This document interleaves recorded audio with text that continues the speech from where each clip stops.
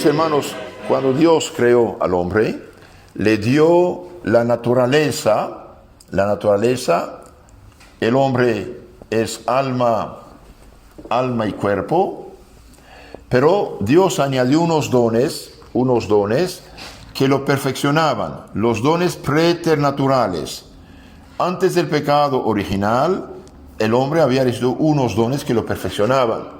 La integridad significa que había perfecto orden, equilibrio, armonía entre alma y cuerpo. El cuerpo obedece totalmente al alma y el alma a Dios. Primer don. Segundo don es la inmortalidad. No había muerte. Después muchos años en el paraíso terrenal, cuerpo, alma, iba a subir al paraíso celestial. También había la impasibilidad, no sufrir, no había sufrimiento, ningún sufrimiento, ni del alma ni del cuerpo. Y dominio sobre los animales,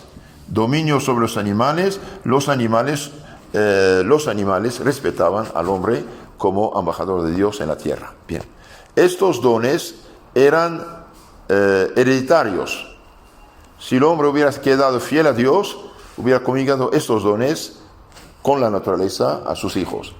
Pero por muy grandes que sean estos dones preternaturales, arriba de la naturaleza, no son divinos. Son dones añadidos.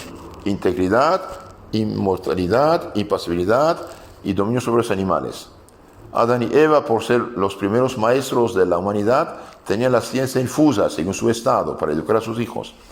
Pero hay un don infinitamente superior a estos dones naturales y preternaturales, es el don de la gracia. La gracia, ¿qué es la gracia? Es un don divino.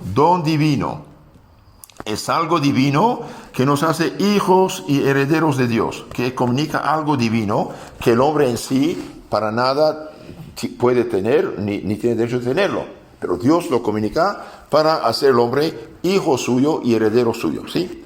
Junto con la gracia, Dios nos da fe, esperanza, caridad. Fe para creer lo que Dios dijo, porque Dios lo dijo y Dios no miente.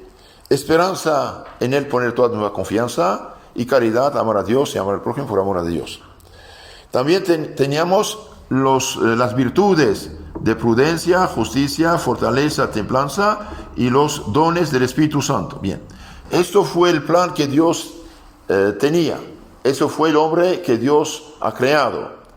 Pero el hombre, por desgracia, va a utilizar mal un don divino extraordinario, que es la libertad, la voluntad libre, y va a pecar. El hombre, al pecar, va a perder la gracia, la santidad y estos dones. Ahora, esto realmente es una catástrofe.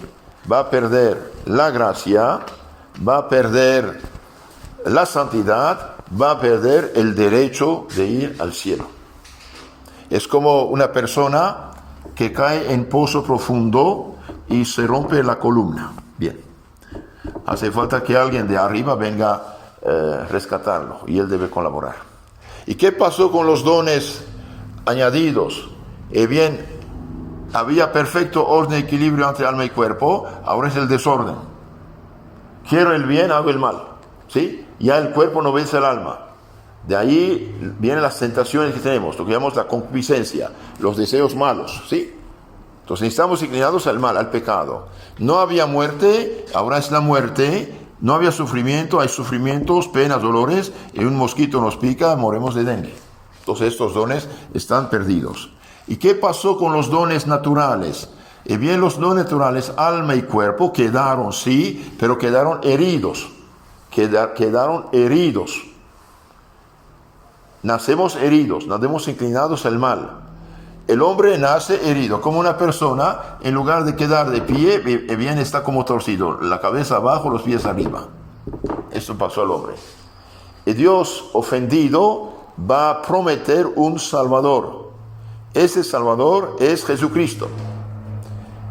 Esto está anunciado en la Génesis, en la Biblia, en Génesis 3:15. Dios anuncia un Salvador, el hijo de la mujer, semen de la mujer, que va a aplastar la cabeza de la serpiente que indujo con mentira a nuestros padres a desobedecer a Dios comiendo del fruto prohibido, que simbolizaba de cierto modo que son criaturas dependientes de Dios, ¿no?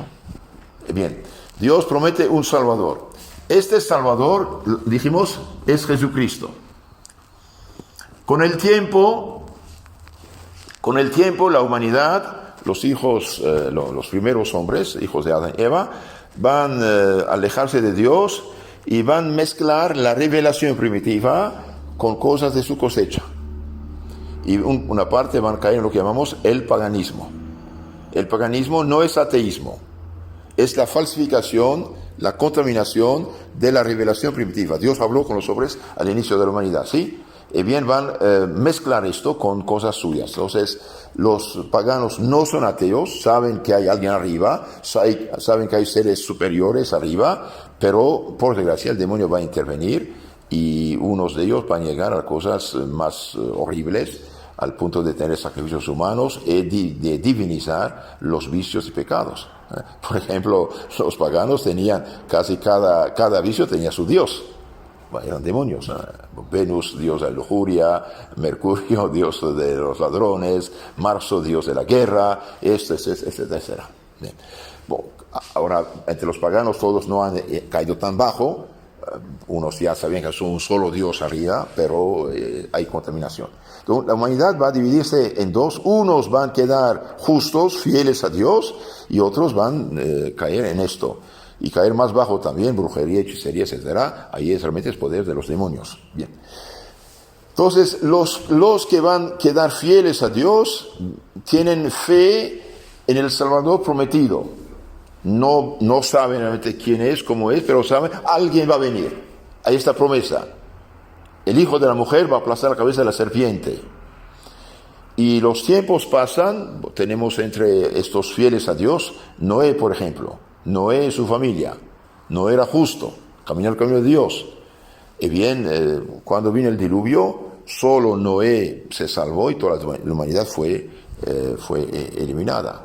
Los hijos de Noé van también a multiplicarse y van a caer en el error fatal del orgullo de construir la torre de Babel, y ahí también va a venir la dispersión de las lenguas.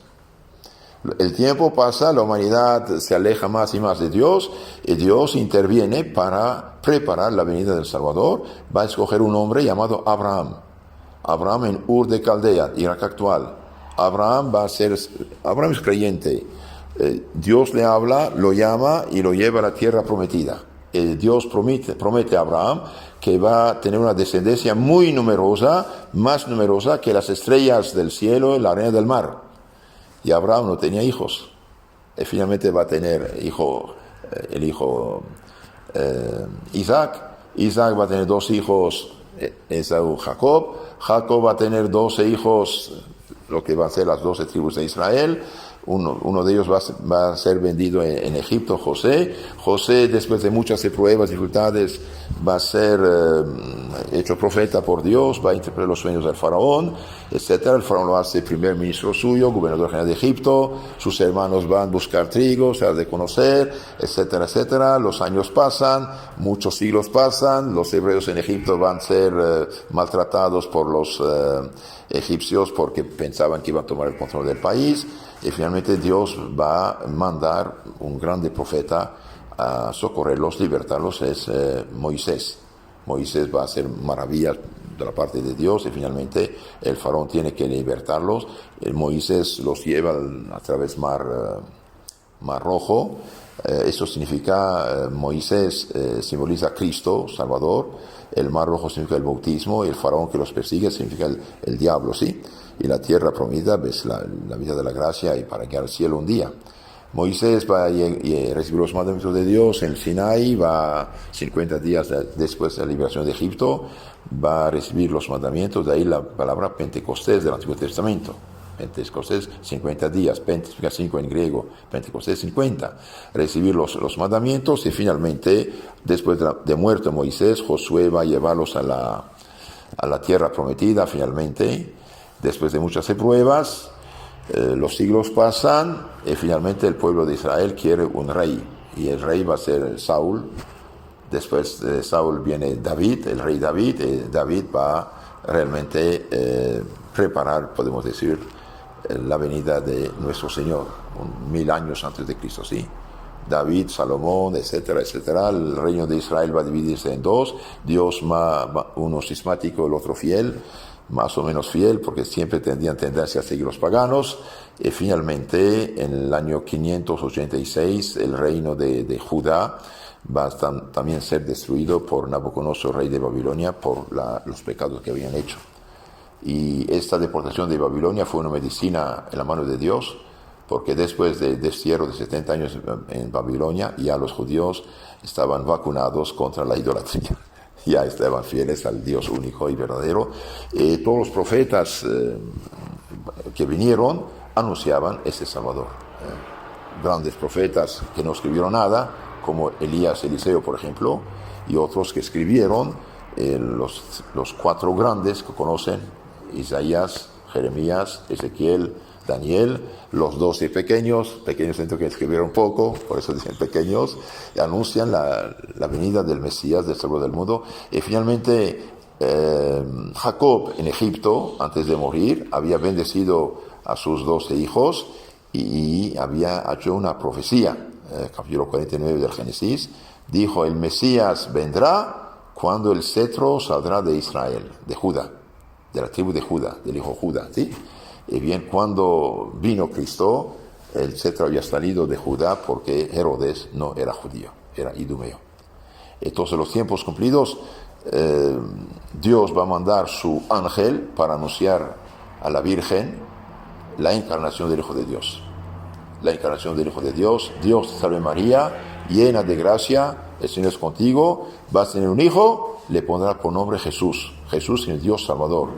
¿Y cómo es posible esto? No conozco varón, no tenga pena, Dios mismo, el Espíritu Santo de Dios mismo intervendrá, y el hijo que va a nacer de ti será llamado Hijo de Dios. Entonces Dios va a crear un ser humano sin intervención del Padre en el seno de María, crear un alma, cuerpo, y después el mismo creador del cielo y de tierra, el verbo divino, la palabra divina, la sabiduría divina, el Hijo de Dios, con su Señor el Padre, va a unirse para formar la persona de Jesucristo. Pero Jesucristo no es cualquier hombre, es Dios hecho hombre. Dios hecho hombre. Jesucristo, conocen su vida, perseguido por Herodes, va a Egipto, etcétera, etcétera. Y finalmente a los 30 años se presenta a su precursor, al último profeta mandado por Dios del Antiguo Testamento, Juan Bautista, que lo señala: he aquí el Cordero de Dios, el que quita los pecados del mundo. Ahora Jesús baja al Jordán para bautizarse. Este bautismo no es el sacramento, cuidado. Este bautismo no es el sacramento. Este bautismo es un rito judío de purificación. Dios mandó a Juan Bautista a predicar un bautismo de penitencia para preparar los corazones, porque un corazón lleno de pecados no escucha a Dios ni su palabra. ¿Sí? Entonces Jesús baja. ¿Qué le dice a Juan Bautista? Yo necesito ser bautizado por ti, no usted. Cristo dice: dejemos cumplir. Hagamos lo que tiene que hacer. Baja el agua y al salir, Dios Padre habla: este es mi Hijo muy querido.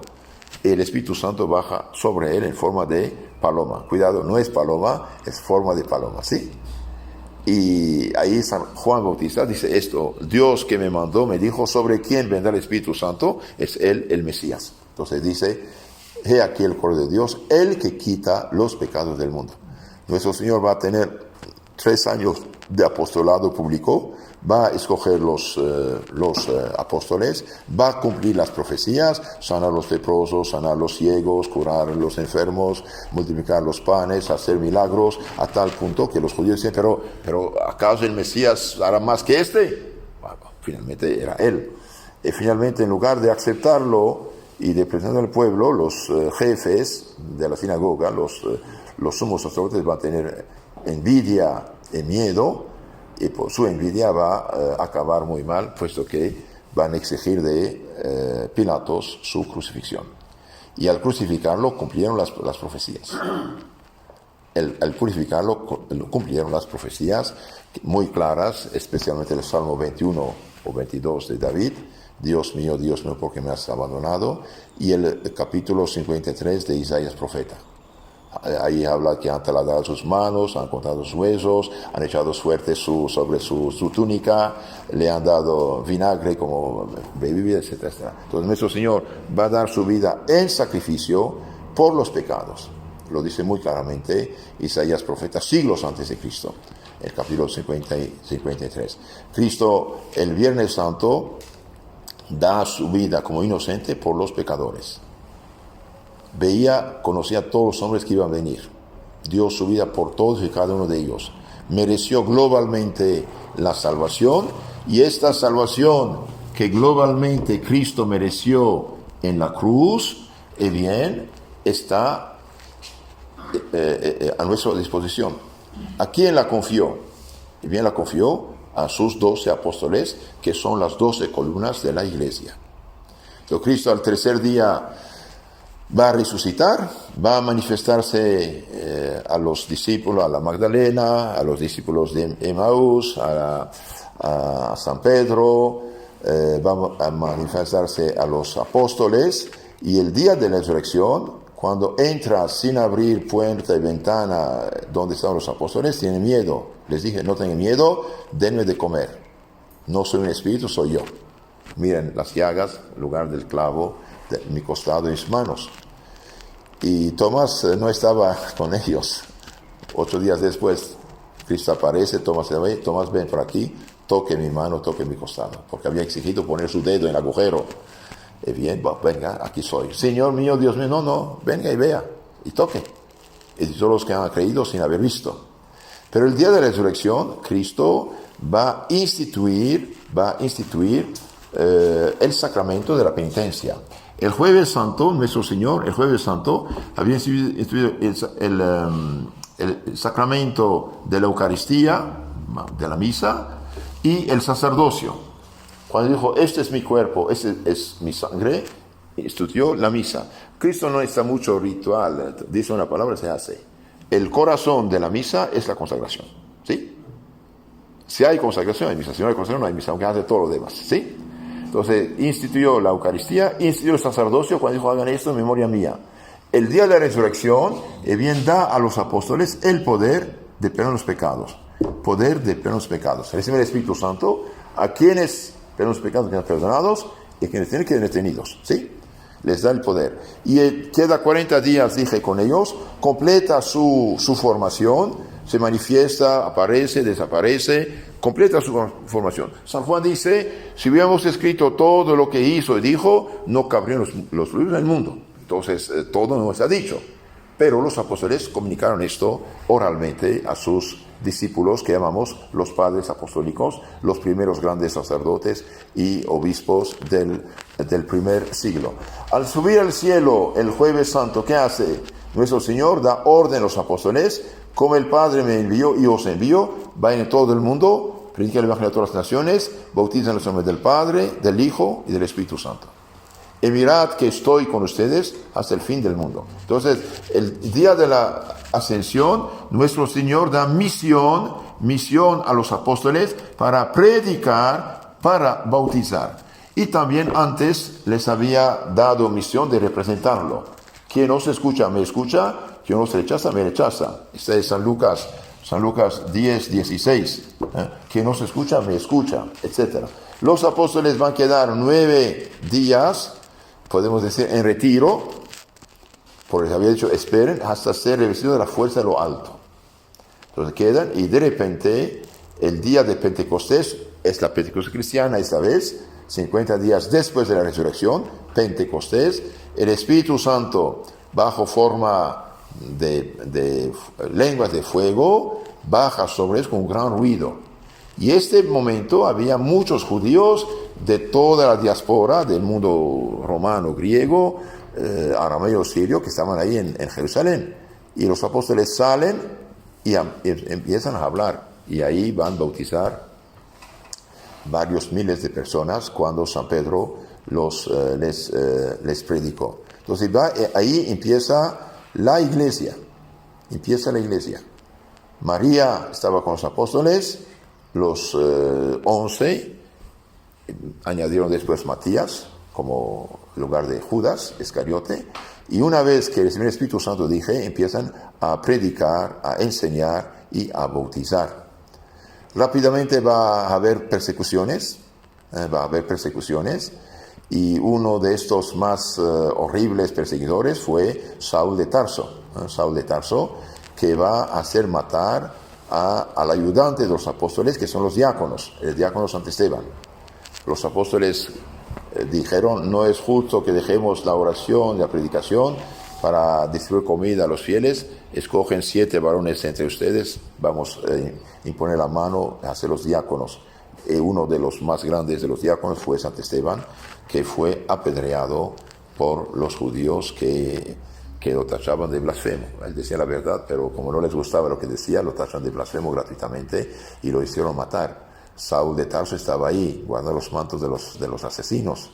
Esteban rezó por ellos: Padre, Jesús, Señor Jesús, no lo tome mal, perdone a esta gente.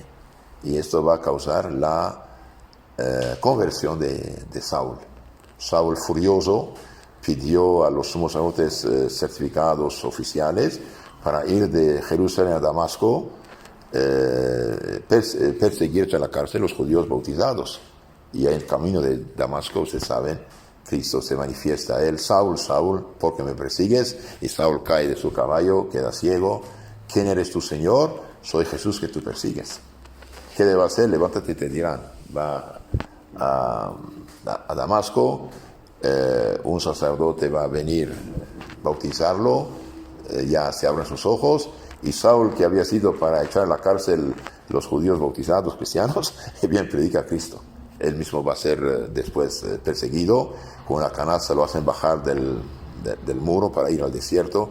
Nuestro Señor lo instruye, pero San Pablo dice: para que yo no trabajara en vano, fui a mostrar, decir a los apóstoles, lo que recibí. Entonces cuidado, todo lo que no es normal tiene que pasar por control de la iglesia para que el demonio no ponga su dedo en esto. Si no, el demonio puede hacer cosas maravillosas mezclando con el error para desviar. Entonces dije a los apóstoles: ahora San Pablo va a ser aceptado, van a ser los sacerdotes, obispo, imposición de mano, y van a predicar donde quiera. Ahora, los apóstoles, ¿qué hicieron con el mensaje recibido de Cristo? Y bien, los apóstoles, los primeros años de la iglesia, no hay nada escrito, no hay evangelio escrito. Predican, bautizan, enseñan, y todo es oral.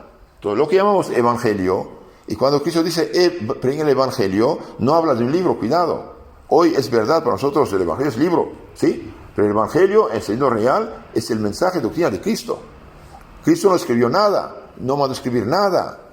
Y cuando habla de evangelio es su doctrina, su enseñanza, ¿sí? Entonces los apóstoles predican, enseñan, bautizan, dan el Espíritu Santo. Por ejemplo, cuando el diácono Felipe bautizó a la gente de Samaria, los apóstoles San Pedro y San Juan van a confirmarlos, van a dar el Espíritu Santo, imponiendo las manos. No es cualquiera que daba el Espíritu Santo, sino el sacerdote. Entonces los apóstoles predican, enseñan, bautizan, casan, y también fracción del pan, lo que va a ser nuestro lenguaje, misa, la Santa Misa, ¿sí? Eucaristía, misa. Entonces, después, poco a poco, los apóstoles van a empezar. San Mateo primero escribe un resumen de la doctrina, para decir a los judíos no bautizados: cuidado, el Mesías ya vino, es Cristo, Jesús de Nazaret. Después el secretario ayudante de San Pedro va a escribir algo corto, 16 capítulos, San Marcos. Después el ayudante de San Pablo, el doctor, el médico, San Lucas, va a escribir el Evangelio. Y finalmente, mucho más tarde, cuando ya empezaron unos errores, unas herejías a pervertir el mensaje, San Juan, escapado de la muerte, de la persecución, va a escribir el cuarto Evangelio. Y el cuarto Evangelio, empieza directamente a decir que Cristo es Dios hecho hombre. En el principio era el verbo estaba con Dios, el verbo era Dios. Todo lo que se hizo por él, sin él nada se hizo de lo que se hizo. Y el verbo se hizo carne y habita entre nosotros. El verbo se hizo carne, se hizo hombre y habita entre nosotros, etc. Los 3 primeros evangelios son sinópticos. Usted pone uno al lado del otro en columna, ve más o menos, cuentan la misma cosa. A veces más largo, más corto estará. San Juan es diferente. San Juan escribió lo que ellos no han escrito. Entonces los apóstoles, antes de morir, ¿qué hicieron? ¿Qué hicieron con los poderes y misión recibidas? Bien, los apóstoles, antes de morir, comunicaron los poderes que Cristo les había dado. Poder de predicar, poder de bautizar, poder de dar el Espíritu Santo, poder de representar a Cristo.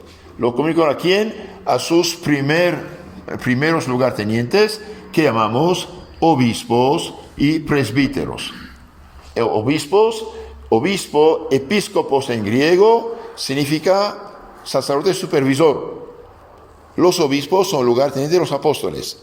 Y se dieron ayudantes auxiliares que llamamos presbíteros o sacerdotes.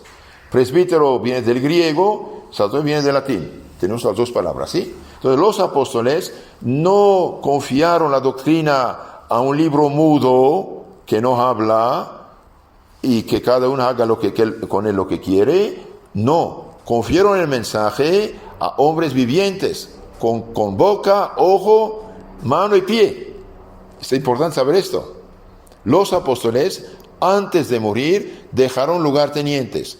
Estos lugartenientes son obispos y presbíteros. Muy importante saber esto. Hoy, ¿por qué tantas disque iglesias inventadas por hombres? Porque precisamente Lutero desvió las cosas, falsificó el mensaje de Cristo. Un poco después hablaremos de esto. Entonces los apóstoles confiaron ¿a quién? ¿A quién dieron el poder de predicar, enseñar y bautizar? Lo dijimos, a los obispos y presbíteros. Por ejemplo, 2 Timoteo 2:2, ¿qué dice San Pablo? Timoteo, obispo, lo que oíste de mí, confíalo a hombres aptos para confiarlo a otros. Lo que oíste de mí, confíalo a hombres selectos, aptos para confiarlo a otros. Hechos de los Apóstoles, noten esto. Capítulo 20, Hechos de los Apóstoles, 20-28. San Pablo, antes de dejar Éfeso, dice a los obispos de Éfeso, de la región, el Espíritu Santo os puso al frente de la iglesia que Dios adquirió con su sangre. Cuídese de ustedes y del rebaño a ustedes confiado.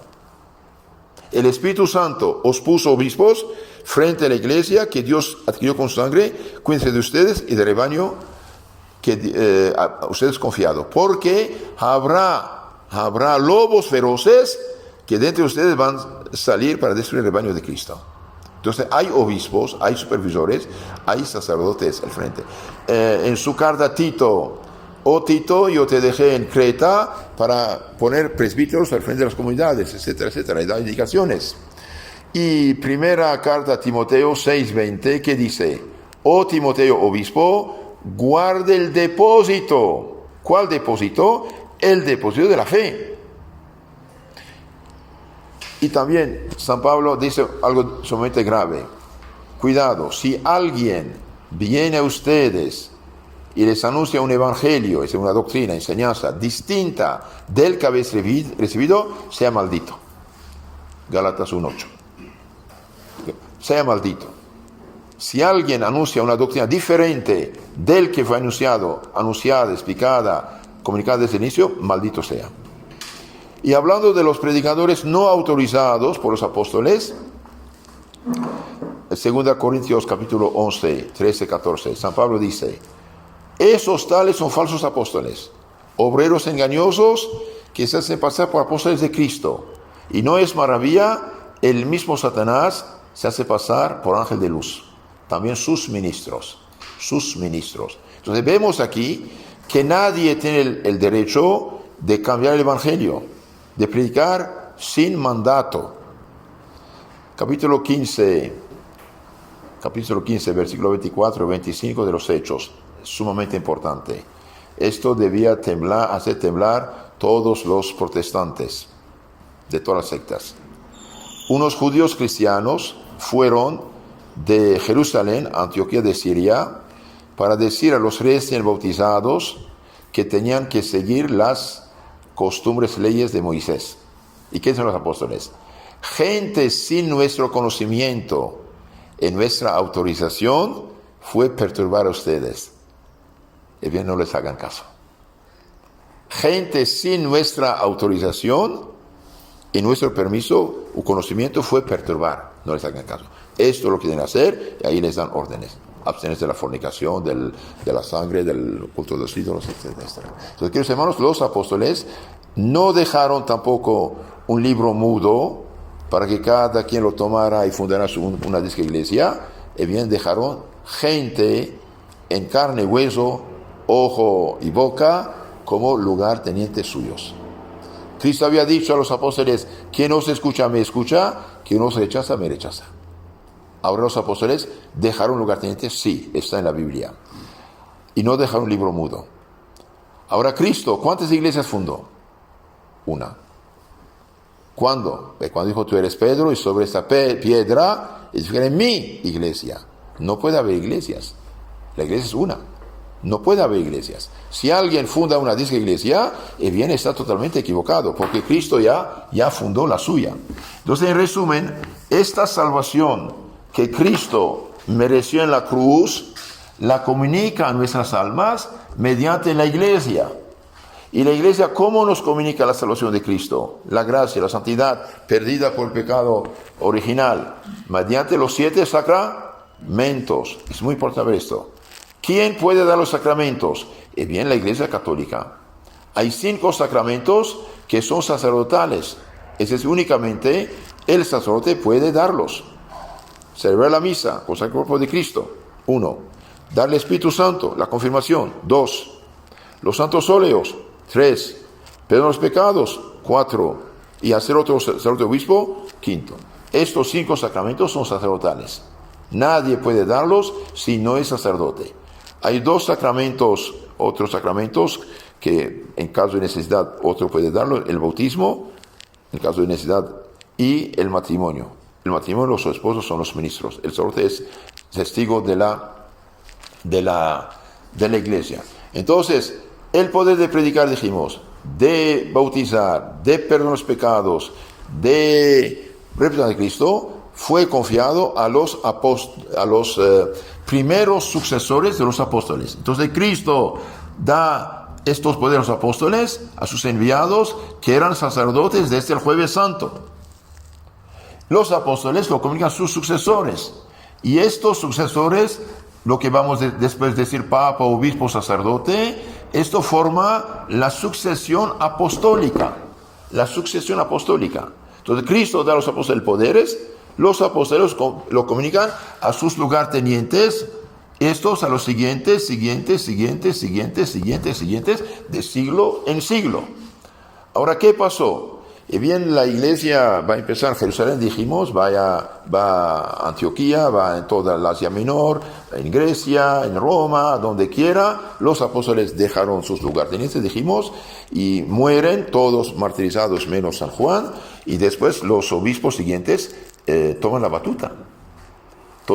Santo Ignacio de Antioquía, segundo obispo de Antioquía de Siria, martirizado en el año 107, dice, en la carta a los Efesios, dice: si alguien tergiversa el evangelio de nuestro Señor Jesucristo, su lugar será el fuego eterno. Él que tergiversa y los que lo escuchan. San Ignacio de Antioquía, San Policarpo, discípulo de San Juan, fue de Esmirna, Turquía actual, a Roma por un asunto de la fiesta de Pascua. Discutir con el obispo de Roma, llamado Papa de los cristianos. Y bien, vio a un hereje, un cristiano ya que ha cambiado el evangelio, Marción. Y Marción le dice: ¿me conoces? Sí, te conozco por ser el primogénito de Satanás. Entonces, sí, estos padres apostólicos, padres en la fe, estos primeros obispos, lugar de los apóstoles, no permitían que cualquiera predicara a su modo, tergiversar la palabra de Dios. Entonces hubo, por desgracia, herejías, es decir, cambios, modificaciones, falsificaciones del evangelio, de la palabra de Dios. Entonces, y todos decían cristianos, todos decían cristianos. Entonces usted va a una ciudad, iglesia cristiana, y entra y predican que Jesucristo no es Dios, etc. Entonces ahí los obispos los legítimos sucesores de los apóstoles dijeron, cuidado, nadie es cristiano si no es miembro de la Iglesia Cristiana Universal, la universal. La Iglesia Cristiana Universal, en griego se dijo Iglesia Católica. Y desde el año 107 tenemos prueba que el conjunto de las comunidades cristianas se llamó Iglesia Católica, es decir, Iglesia Cristiana Universal, la universal. A tal punto católico fue tan importante, decimos católico, significa cristiano de la Iglesia Universal, que empezó con los apóstoles y llega hasta nosotros. Ahora dije, los siglos pasan y por desgracia hubo problemas, divisiones. En el año 325 los obispos se juntaron para solucionar el problema del sacerdote Ario, que negaba la divinidad de Cristo. Se solucionó el problema. En el año 431, por desgracia, una parte de los cristianos de Asia, de Mesopotamia, van a separarse, lo que llamamos los nestorianos. En el año 451, otros van a separarse, los excepcionales de Egipto y de Siria, lo que llamamos los monofisitas, que decían que Cristo es Dios, solamente la humanidad fue absorbida por la divinidad. No, Cristo es Dios y hombre al mismo tiempo. Entonces los de Etiopía, de Egipto, de una parte de Siria y Armenia van a separarse, monofisitas. En el año 1054 van a separarse los griegos, que eran católicos hasta 1054, lo que llamamos ortodoxos, entonces eran católicos. Y la más grande catástrofe va a tener lugar en 1521 con Martín Lutero. Martín Lutero, apoyado por los políticos ladrones que quieren robar los bienes, monasterios, colegios, universidades de la iglesia, hospitales, se hicieron protestantes e impusieron el protestantismo. El Lutero realmente, podemos decir, el precursor del anticristo, puesto que falsificó totalmente el plan de Cristo, eliminó 6 de los 7 sacramentos y puso Biblia máxima autoridad y libre examen. Y bien, Biblia máxima autoridad es una mentira. San Pedro dice, nadie tiene derecho de explicar las profecías por iniciativa privada. Primero. Segundo, Biblia máxima autoridad, curioso porque esta autoridad no habla. Cada quien hace hablar a su modo, a su gusto, a su interés. De ahí la división del protestantismo en 1000 pedazos diferentes. En 1534, el rey de Inglaterra, por cuestión de divorcio, va a separarse. Después viene en Suiza Zwingli y Calvino, y de estas primeras sectas nacen todas las demás sectas actuales. Y bien, ninguna viene de los apóstoles, ninguna es legítima, ninguna predica el evangelio correctamente, rectamente, según la voluntad de Cristo. Por lo tanto, son sectas. Ahora, ¿cómo saber cuál es la iglesia verdadera? Concluimos con esto. Bien, la iglesia verdadera debe ser una, porque Cristo dijo, mi iglesia. San Mateo 16, 18. Una, mi iglesia. La iglesia es cuerpo místico de Cristo. Cristo es cabeza, la iglesia es cuerpo. Por lo tanto, una cabeza no puede ser cabeza de varios cuerpos. Es una. La iglesia es santa porque santifica con el bautismo, con la penitencia, perdón los pecados, los sacramentos. La iglesia es católica, es decir, es universal. Universal y es apostólica. Viene de los apóstoles. Si una iglesia no tiene 2000 años, olvídalo, no tiene nada que ver con Cristo. Así de sencillo. Entonces, esto de decir que yo sigo a Cristo, sigo la Biblia y Biblia, es mentira. Cristo no dejó ninguna Biblia, primero. Segundo, los apóstoles dejaron lugartenientes. Estos lugartenientes de los apóstoles, que llamamos sucesión apostólica, existe de siglo en siglo. Entonces, para conocer la iglesia verdadera, debemos buscar. Debe ser una, debe ser santa, debe ser católica en el tiempo y en el espacio, en todo el mundo universal y en todos los siglos, y debe tener origen apostólica, es decir, debe tener una autoridad que viene de los apóstoles sin interrupción. Ahora, Lutero, Calvino, Enrique VIII, ¿de quién recibieron misión de predicar, hacer lo que hicieron? De nadie. Fueron expulsados de la iglesia legítima, fueron excomulgados. Por lo tanto, no tiene ningún derecho, ningún poder. Nos robaron la Biblia, la tergiversaron, fundaron sus sectas. Y esto es enseñar un evangelio distinto del que fue comunicado de siglo en siglo. Por eso, en honor a la verdad, los mejores pastores protestantes se hacen católicos. Un pastor protestante que estudia a fondo la Biblia, la historia, la teología, que estudia a los padres apostólicos, los escritos de los primeros discípulos apóstoles, se da cuenta que ellos tenían doctrina cristiana auténtica, católica, y no protestante. Por eso yo digo a todos los hermanitos robados en la iglesia, engañados con la Biblia falsificada, que regresen a la iglesia madre, fuera de la cual no hay salvación. Los protestantes, queridos hermanos, son engañados. No conocen la Biblia. Aunque pretenden conocer muchísimos, como dicen, el bien no sabe nada, porque conocen unos versículos, unas cositas, pero mal explicados, mal aplicados. Por ejemplo, Cristo dijo, el que no come mi cuerpo, no bebe mi sangre, no tiene la vida eterna. Los protestantes, aunque hagan la Santa Cena, aunque pongan pan y vino, aunque se visten como sacerdotes, no son sacerdotes. La comunicación del sacerdocio fue interrumpido por Lutero. Lutero era sacerdote, no era obispo. Entonces no pudo hacer sacerdotes. ¿Qué hizo? Nombró catequistas de su secta que llamó pastores. Un pastor puede tener muchas virtudes humanas, unas cristianas también. Eso no es el problema. El problema es que no es sacerdote. No tiene ningún poder ni de consagrar al cuerpo de Cristo, ni de dar al Espíritu Santo, ni de perdonar los pecados. Entonces, si amamos a Cristo y amamos el plan de Cristo, tenemos que mantenernos o regresar los que salieron a la fe católica, una santa católica apostólica. La iglesia de Cristo necesariamente debe tener 2000 años, y únicamente la iglesia de 2000 años es la iglesia auténtica, legítima. La historia dice que la única iglesia que tiene 2000 años es la católica. Ahora, buenos católicos, malos católicos, es otro asunto esto. El católico malo, corrupto, pecador, aunque sea sacerdote u obispo, irá al infierno si no se convierte. Esto no es un asunto, es la legitimidad. Es la legitimidad apostólica. Los ortodoxos guardaron todo lo que es católico, guardaron los 7 sacramentos de la sucesión apostólica. Su problema es un cisma, rechazan la autoridad de San Pedro, que es el Papa continuado. Eso es su problema.